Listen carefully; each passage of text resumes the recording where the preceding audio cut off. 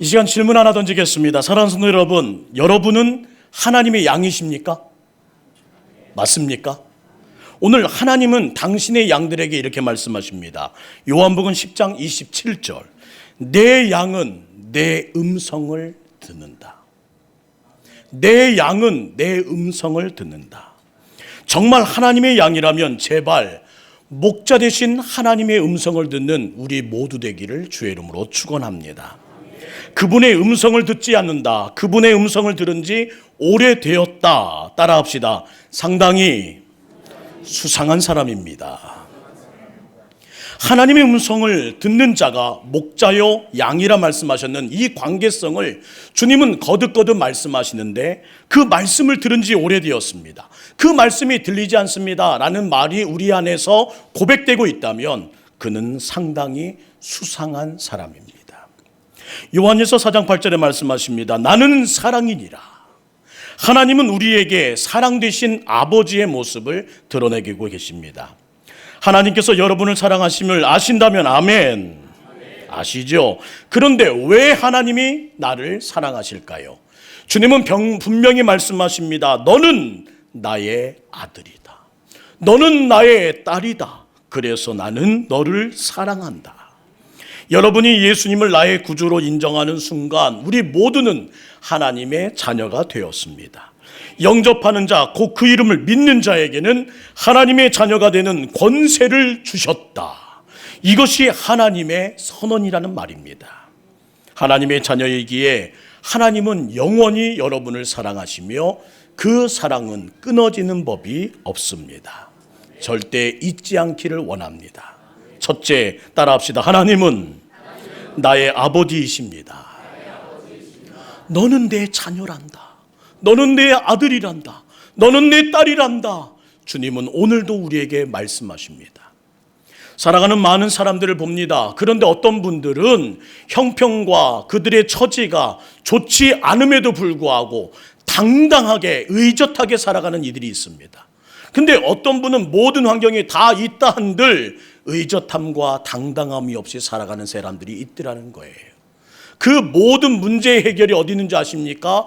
관계성에 있다는 사실을 잊지 않기 원합니다. 저는 그래서 오늘 하나님과 자녀의 관계성을 함께 얘기하며 첫 번째 들어야 될 메시지, 나는 너를 내 아들로 내 딸로 삼았단다 하는 음성을 듣는 시간 되기를 주의 이름으로 축원합니다. 우리 여섯 사람에게 이렇게 소개하겠습니다. 저는 하나님의 아들입니다. 저는 하나님의 딸입니다. 와, 이거 엄청난 일입니다. 이런 신분을 자랑할 수 있다니요. 그런데 여러분의 표정을 보니 전혀 감격이 없습니다. 잊지 마세요. 우리는 하나님의 아들이요 딸입니다. 목사님, 성경 많이 읽고 기도 많이 하는 사람을 하나님의 자녀로 사랑하시지 이렇게 뺀질거리고 죄 많은 나를 하나님 사랑하실까요? 질문하는 분이 계십니다. 따라합시다. 그 사람도 하나님은 사랑하십니다. 하나님의 자녀이기에 끝까지 사랑하신다는 거예요. 끝까지.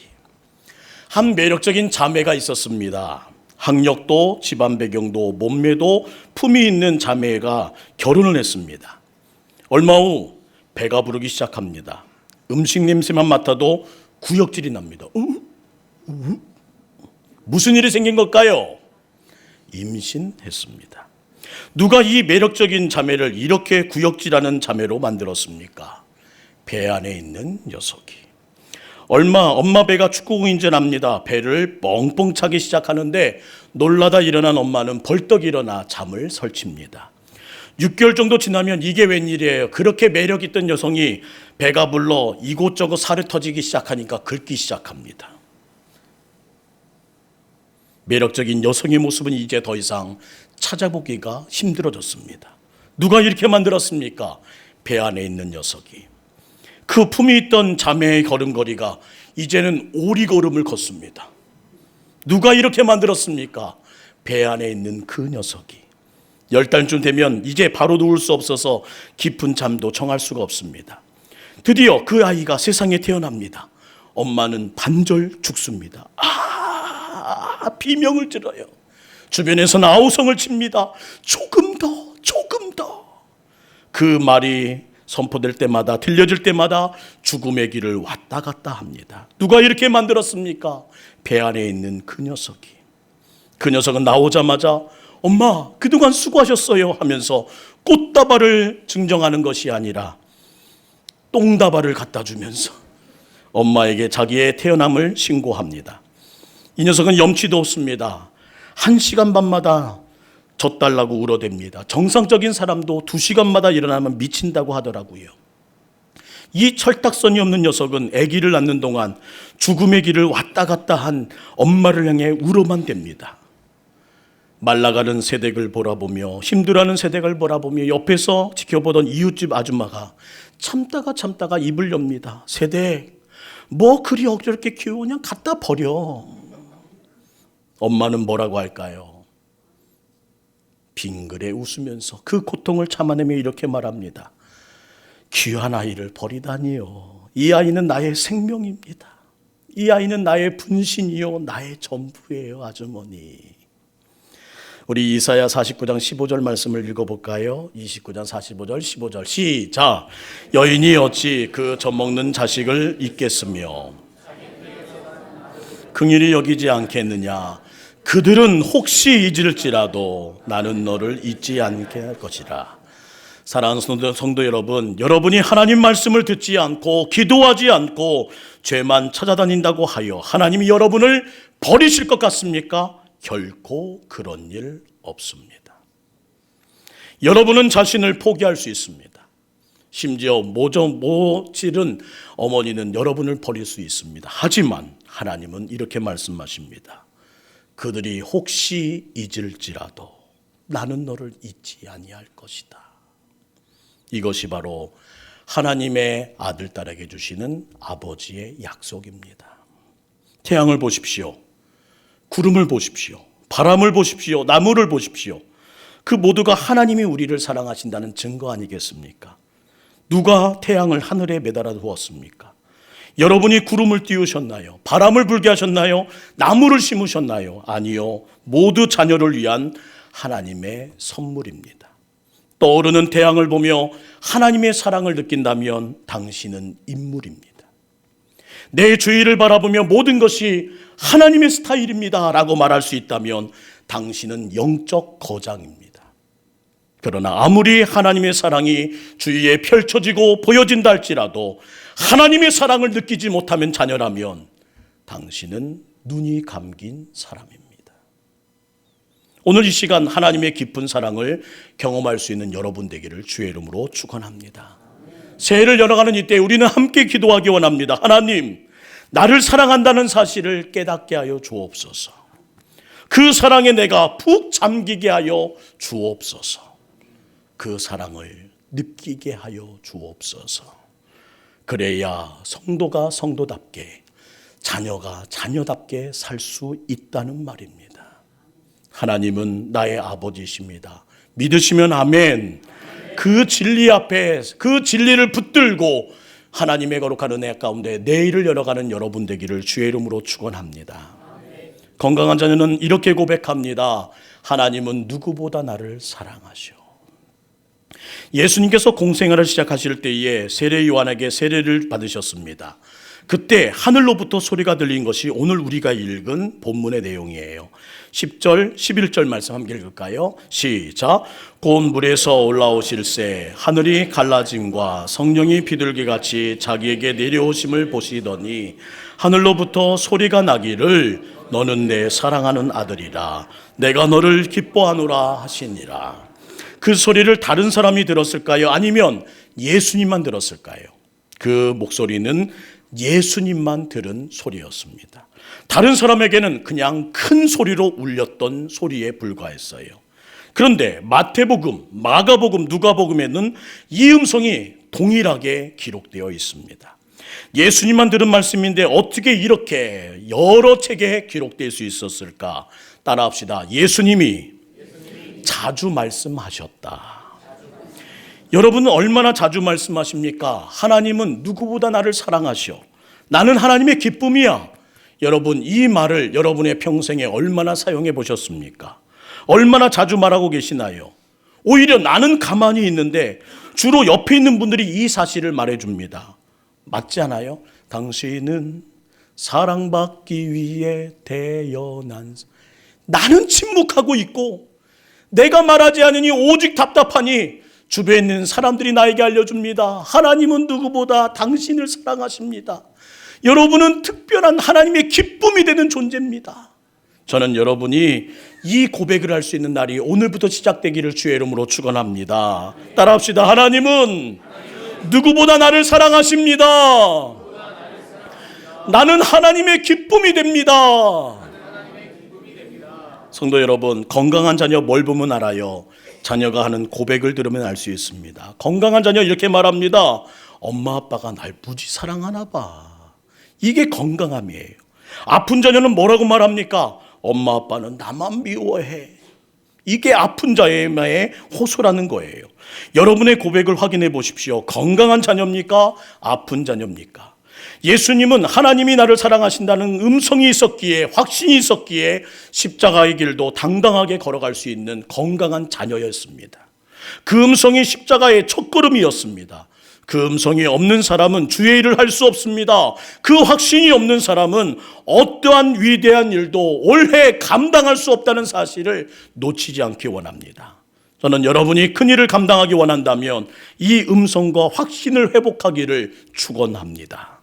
모든 사람이 나를 욕해도 괜찮습니다. 모든 사람이 나를 조롱해도 괜찮습니다. 모든 사람이 나를 모함해도 괜찮습니다. 그 음성이 있는 사람은 능히 걸어갈 수 있습니다. 그러나 그 음성이 없는 사람은 조그만 어려움에도 자포자기하고 조그만 시련에도 고꾸라진다는 거예요. 이 음성이, 이 확신이 여러분에게 메아리치기를 원합니다. 하나님은 누구보다 나를 사랑하셔.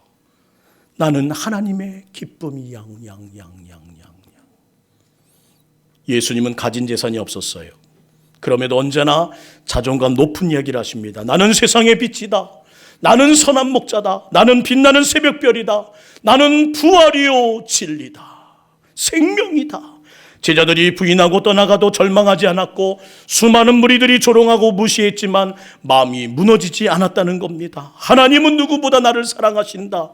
그분이 직이 내게 말씀하셨다. 나는 하나님의 기쁨이 되리라. 이 음성이 있었기에, 이 확신이 있었기에 그는 충만하게 자기의 사명을 감당했다는 거예요. 집도 없고 학력도 없고 가진 백도 없었지만 예수님에게는 높은 자존감이 있었습니다. 여러분에게도 내 집이 없고 학력이 낮고 가진 백이 없어도 자존감이 낮아지는 약함이 없기를 주의 이름으로 축원합니다. 예수님을 만난 후에 자존감이 높아진 사도 바울의 고백을 기억하십니까?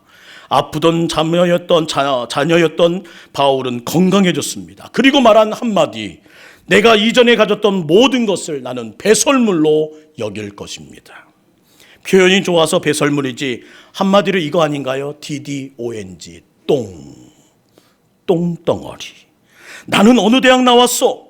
내 은행잔고가 얼마인지 알아? 내 아파트 평수가 얼마인지 알아? 이렇게 주변에서 이야기를 할 때마다 그는 이렇게 들었다는 겁니다. 내 똥이 얼마나 큰 줄 아니? 그는 모든 것을 이렇게 이해하겠다는 거예요. 여러분에게 돈이 없어도, 여러분에게 학력이 낮아도, 여러분에게 가진 백이 없어도 강력한 자존감만은 무너지지 않기를 주의 이름으로 축원합니다. 하나님이 여러분을 얼마나 사랑하시는지 그 사랑에 의지하여 거뜬히 이겨내는 여러분 되기를 주의 이름으로 축원합니다. 여러분 가운데 좀 생기고 좀 가진 것 때문에 자존감을 갖는 성도들이 계십니까? 그 껍데기가 여러분의 자존감이 되지 않기를 간절히 원합니다. 속히 세월이 가면 다 사라질 거예요. 우리를 제대로 하나님 자녀 되게 하고 자존감 높은 사람이 되게 하는 것은 우리의 돈도 성적도 또한 우리의 모든 능력도 아니라 하나님이 주시는 말씀과 관계성인 것을 잊지 마시기 원합니다. 미국의 한 광산촌에 한 청년이 있었습니다. 그 청년은 언제나 늠름하게 걸어갑니다. 관계자는 그를 바라보면서 이렇게 묻습니다. 저 청년은 왜 이렇게 늠름한 거지? 직원이 이렇게 대답합니다. 저 청년은 자신이 추장의 아들이라고 말하던데요.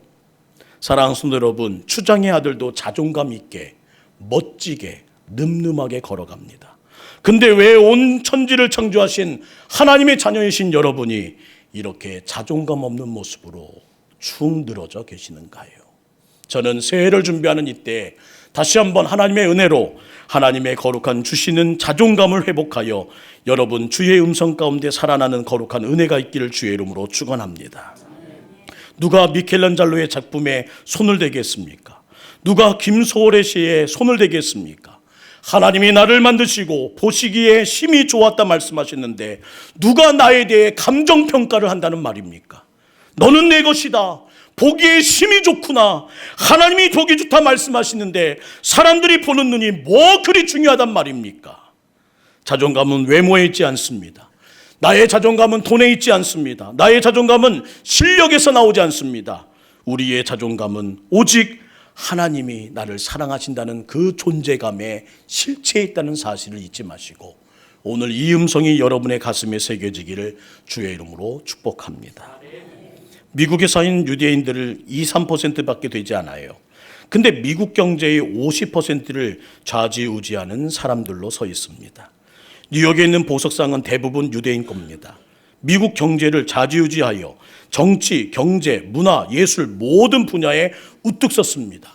어떻게 사람들은 그들에게 관심을 갖습니다. 그리고 그들에게 말하는 많은 사람들의 이야기가 있습니다. 어떤 사람은 말합니다. 머리가 좋아서. 아니요, 저는 한국 사람이 더 머리 좋다는 생각을 합니다. 학자마다 견해는 다르지만 인정할 하나가 있습니다. 그들에게는 믿음이 있다. 그들에게는 선민사상이 있다. 우리는 다른 민족과 다르다. 우리는 하나님의 특별한 선택을 받았다. 우리 민족은 다른 민족보다 뛰어나다. 왜냐하면 하나님이 직접 부르신 하나님의 장자이기 때문이다. 그 믿음이, 그 신앙이 그들을 결국 뛰어나게 하더라는 겁니다. 저는 우리 동북교회가 더욱 뛰어나기를 소망하고 더 특별해지기를 소망하고 우리 성도님들이 더 행복하기 원하고 더 기쁨으로 살기를 주의 이름으로 축원합니다. 여기에 모인 성도들 가운데 가장 행복한 가정생활을 한 사람이 누굴까요? 이렇게 생각하는 사람일 겁니다. 우리 아내는 나를 사랑해. 우리 아들, 우리 딸은 나만 사랑해. 이렇게 생각하는 아버지는 지침 없이 또한 직장으로 뛰어갑니다. 여기에 모인 사람들 가운데 가장 교회 생활을 행복하게 한 사람은 누굴까요? 우리 목사님은 나만 사랑해. 이렇게 착각하고 사는 사람들은 행복하게 살 수 있습니다. 저는 이 착각이 벗어지지 않기를 주의 이름으로 축원합니다. 하나님은 나만 사랑해. 목사님은 나만 사랑해. 수십억 인구가 살고 있는 이 지구에서 가장 탁월한 인생을 살아가는 그 사람은 누굴까요? 우리 하나님은 누구보다 나를 사랑하신다. 이 거룩한 믿음을 가진 사람입니다. 우리 자랑합시다. 하나님은 나를 사랑하십니다. 좀 더 리얼하게 말할까? 옆 사람에게 이렇게 말하겠습니다. 하나님은 나밖에 몰라. 시작. 하나님은 나밖에 몰라. 그 고백대로 자존감이 높아지고 그 고백대로 자신만만해지는 우리 모두 되기를 간절히 소망합니다. 이렇게 설교를 했는데, 이렇게 강조를 했는데 목사님은 사랑하시지 몰라도 날 사랑하지는 않습니다. 하나님은 절대로 날 사랑하지 않아요 라고 말하는 견고한 믿음을 가진 사람들이 아직도 있습니다. 그래서 다음 주일에 하나님은 누구보다 나를 사랑하셔 2탄 우리 자녀들과 함께하는 예배 시간에 함께 이 진리를 두 번째 찾아가기를 원합니다. 다음 주에 우리 동북교회의 모든 무너진 자존감들이 회복되고 우리 모든 전 교우들이, 다음 세대들이 하나님이 우리를 얼마나 사랑하신지 알 수 있는 귀한 예배가 될 수 있기를 소망합니다. 우리 두 손을 가슴에 얹고요. 하나님은 누구보다 나를 사랑하셔. 시작. 하나님은 나밖에 몰라. 이 마음만은 꼭 갖고 새해를 시작할 수 있기를 원합니다.